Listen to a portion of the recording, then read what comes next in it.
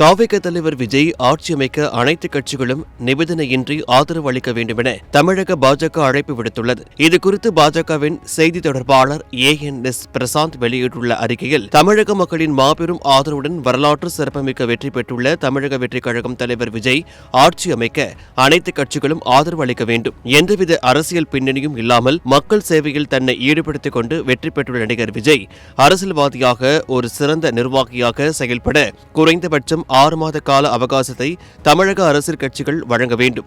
அதன்பின் தாவேக ஆட்சியின் செயல்பாடுகள் பொறுத்து ஒவ்வொரு கட்சியும் தங்கள் கொள்கைகள் கோட்பாடுகளுக்கு ஏற்ப மக்கள் நலனுக்கு ஏற்ப முடிவு எடுத்து தமிழகத்தில் நாகரிக அரசியலை முன்னெடுத்து செல்ல வேண்டும். தனிப்பெரும்பான்மை இல்லாமல் இருந்தாலும் தனிப்பெரும் கட்சியாக தமிழக வெற்றிக் கழகத்தின் 108 சட்டமன்ற உறுப்பினர்களை வெற்றி பெற வைத்த தமிழக மக்களின் எண்ணத்திற்கு மரியாதை அளிக்கும்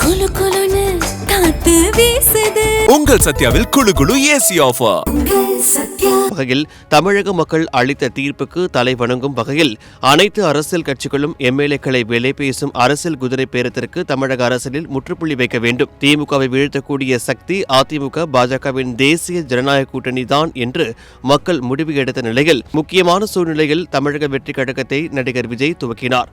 நடிகர் விஜயை பாஜக வாழ்த்தி வரவேற்றது, பாதுகாத்தது. கரூரில் 41 பேர் உயிரிழந்த சம்பவத்திலும் பல்வேறு சர்ச்சைகளும் குற்றச்சாட்டுகளும் பாவ மூட்டைகளும் நடிகர் விஜய் மேல் சுமத்தப்பட்ட பொழுது பாஜக நடுநிலையோடு செயல்பட்டு விஜயின் அரசியலுக்கு அரணாக நின்றது.